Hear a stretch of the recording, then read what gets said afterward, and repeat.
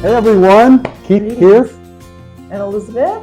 It's been a while since we've done a video cast. We've been wanting to do that. We've kind of tried to do it, didn't last very long.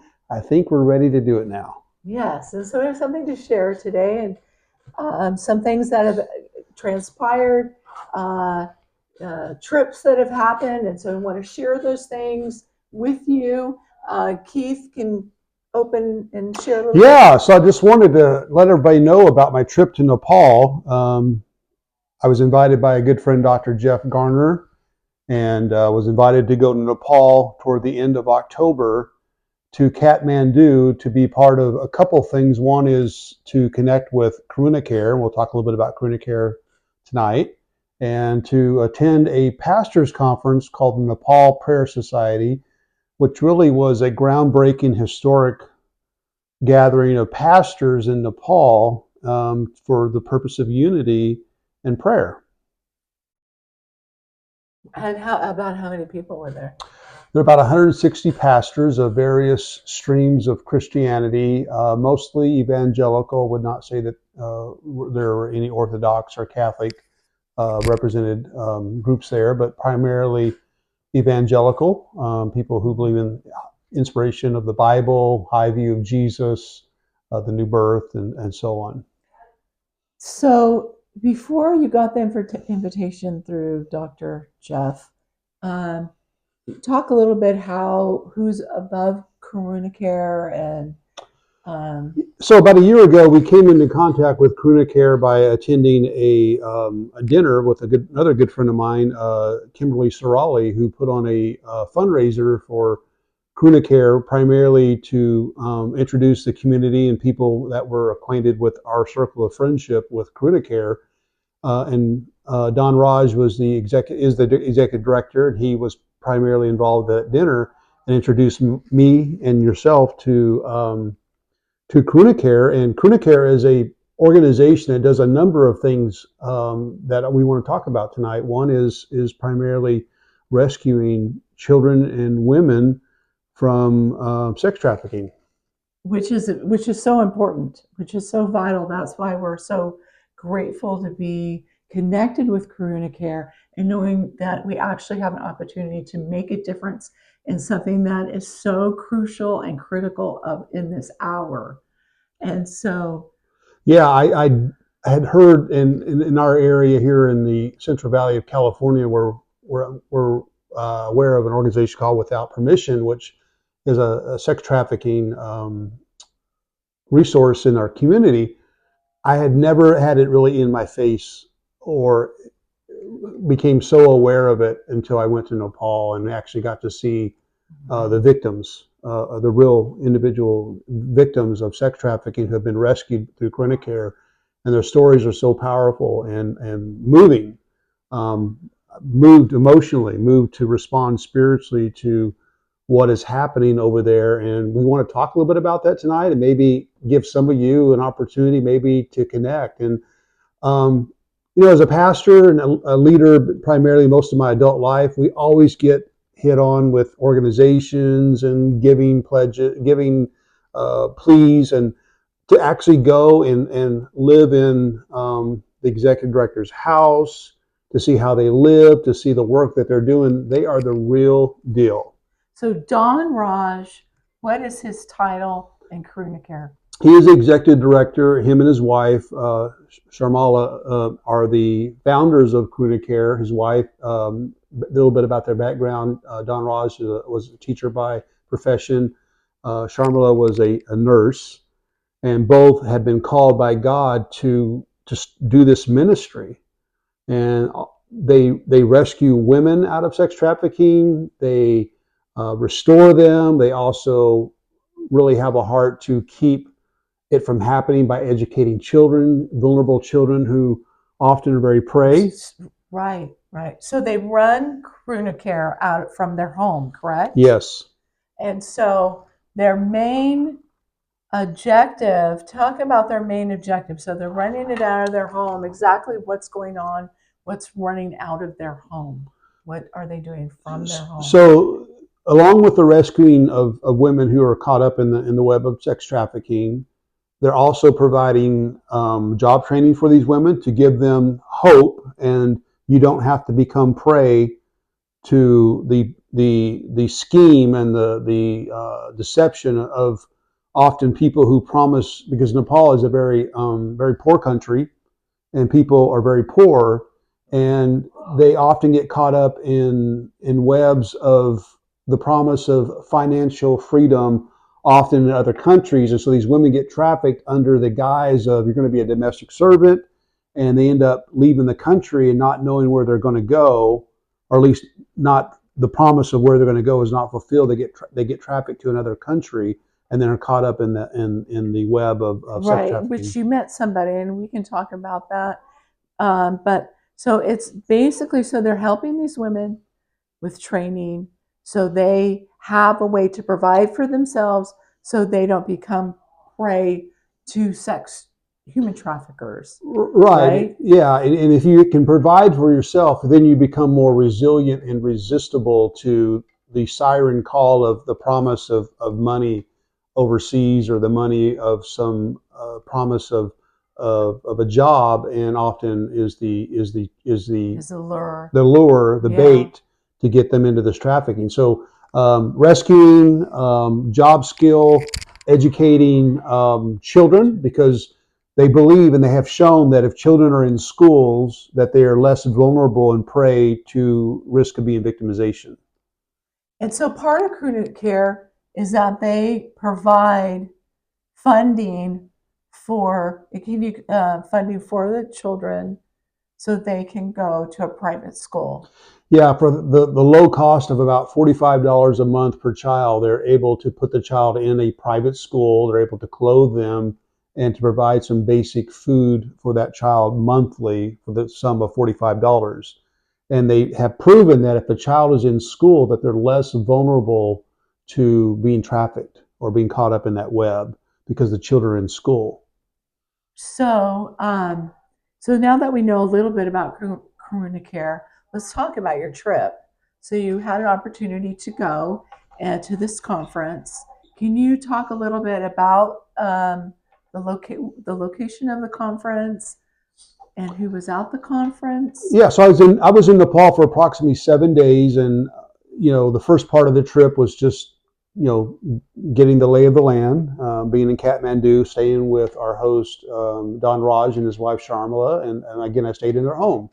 I wasn't put in a 4-star hotel. I lived with them and saw how they lived, and they fed me, they took care of me, and that was the first day or two. And then became acquainted with the offices and some of the work that Crooner Care is doing. Met the ladies, met the children, some of the children, and actually went down to an area.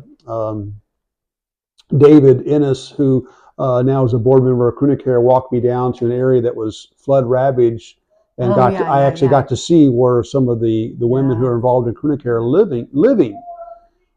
We can, Elizabeth post pictures of some of those pictures that I will post of the flood ravaged area where these women and children are living. So that was my first couple of days, and then the next 3 to 4 days was at this pastors conference. And again, this was a historic conference that Don Raj and the Nepal Prayer Society put together, because they never had so many streams of different groups and organizations come together for the purpose of prayer, unity, increasing fellowship. So what it was like the who's who in Nepal of Christian churches, Christian charities, so forth. Oh, absolutely. Right. And yeah, that was our impression, is that this was a historic gathering of probably had never happened really on this level before. And the purpose was to grow the spirit of unity and fellowship, get people connected. If there's been some division, to break down those walls of division, and then that was kind of the whole purpose of a lot of the emphasis spiritually. The messages shared in the conference was breaking down the walls of hurt, unforgiveness, division, strife, getting brethren to talk to one another, getting groups of people to actually talk and fellowship together. Because Uh-huh. in Nepal, believers and Christians are a minority. They don't have the Yeah. political standing, Yeah. the social standing as we do here. And so As they're persecuted there. they are, Yeah. they are, and there's laws against conversion. There's a lot of laws against some of the things we take for granted, public evangelism, things like that. They can do private evangelism, but they can't do big mass events. And so there is a little bit of oppression there with that.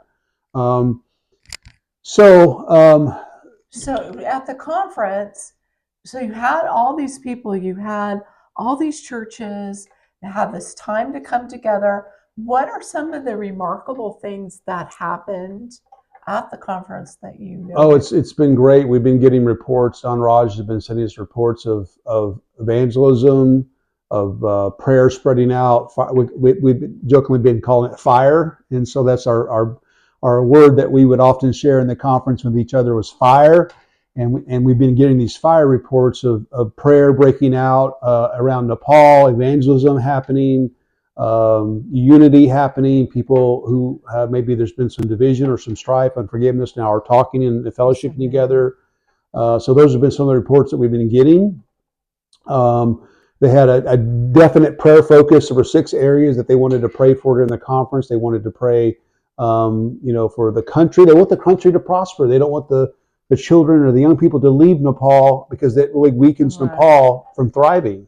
right. So they want the country to The thrive. They stay, want right, stable right. government. They want a prayer focus. They want a strong moral fabric in the country where the common decency and morality is upheld at a high level.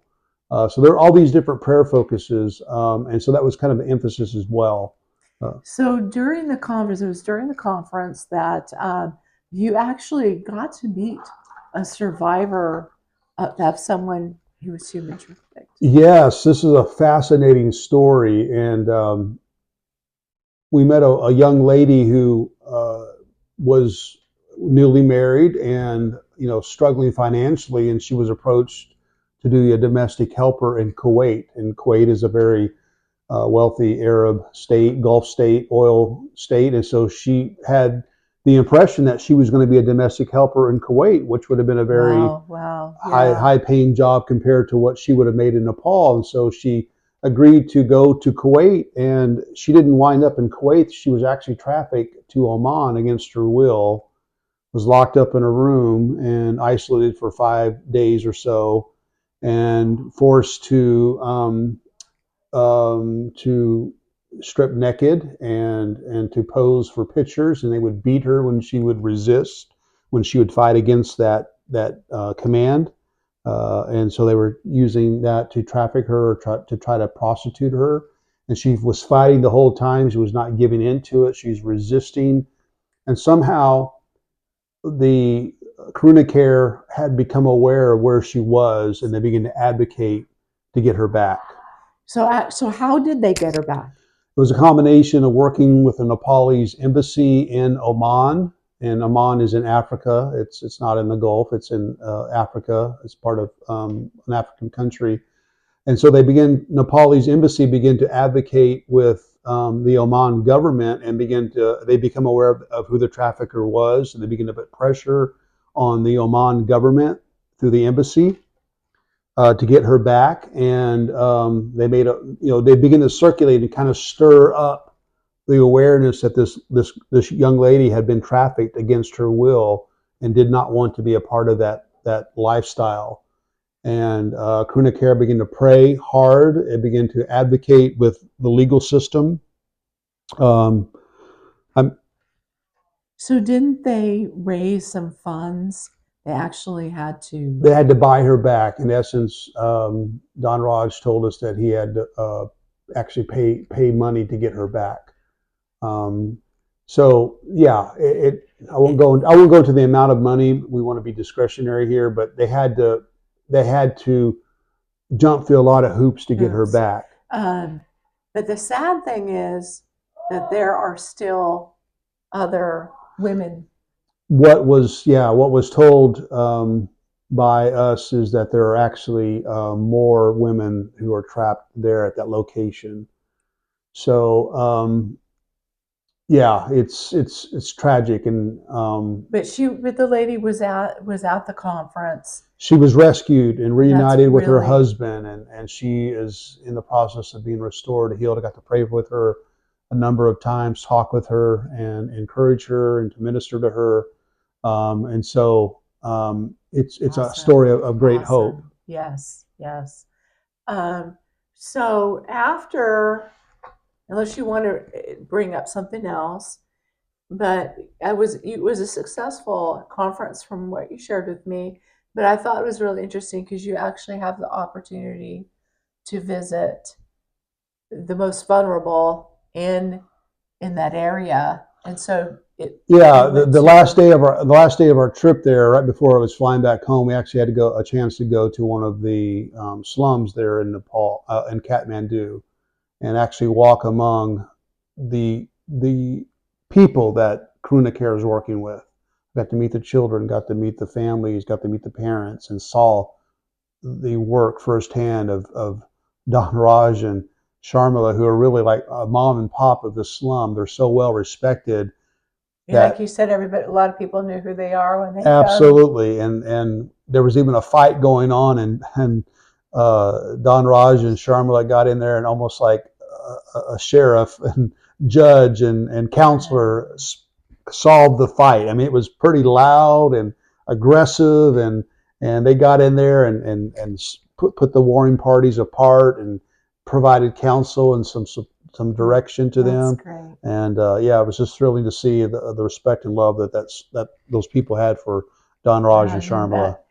that there's one particular person that seemed to stand out, and they're in a lot of pictures, and they have a very sweet testimony and somebody that grew in everybody's heart, and it was. Oh, it's Roman. So little boy named Roman, and he really grew on us. He was at the conference, and he was also at Don Raj's house and got to know him. And his mom was not doing well, but they really have adopted um, Roman and took him under their wing, and we've all fell in love with Roman. And That's awesome. Well, I would like to include pictures of Roman, and he's holding a bag of Skittles that yeah, you. yeah, I got to bless him with a good old bag of American Skittles. And anyway, so we'll include in this video a link to how you can support Corona Care and actually become involved in being a giver and donor to their great ministry. And we'll talk more about that. I had a really great visual dream last night about Elizabeth did a great job of interpreting my dream, and I think it really connects to the work that Corona Care is doing. So we'll talk more But about we that. can't do this alone.